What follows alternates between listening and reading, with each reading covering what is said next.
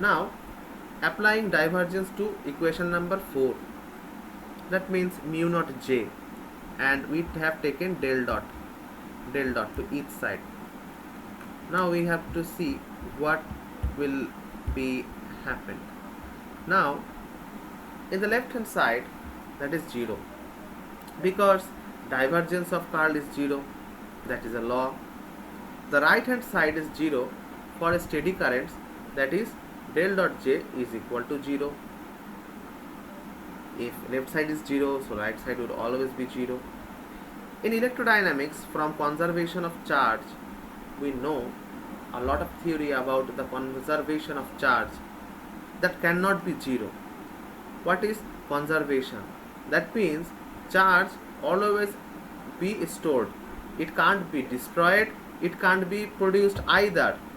The charge stays constant, but they can be vary due to the lack of electrons or due to the increase of electrons. That doesn't say the electrons will be disappeared at any part of things. So the conservation of there may be some charges there, as electrons are the main vital point of an atom, so it can't be without a charge. So del dot j is equal to minus d rho divided by dt. D rho means the surface charge density.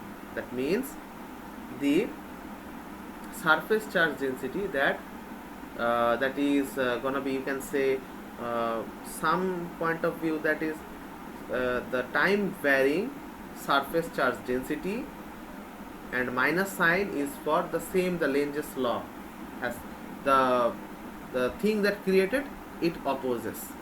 Okay, so from the previous equation, if the charge density is 0, so we can also say the surface charge density, the time varying surface charge density will always be 0. So rho is a constant at any point in space, which is wrong.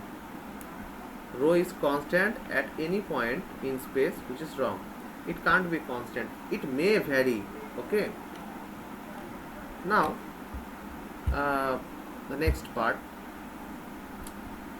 the Maxwell's corrections to Ampere's law. So there is a problem in Ampere's law, and the problem was that in some of the cases the total equation turns into 0, or there is a problem of the current, that which current is applicable to Ampere's circuital law and Ampere's law, and Maxwell do the correction in Ampere's law.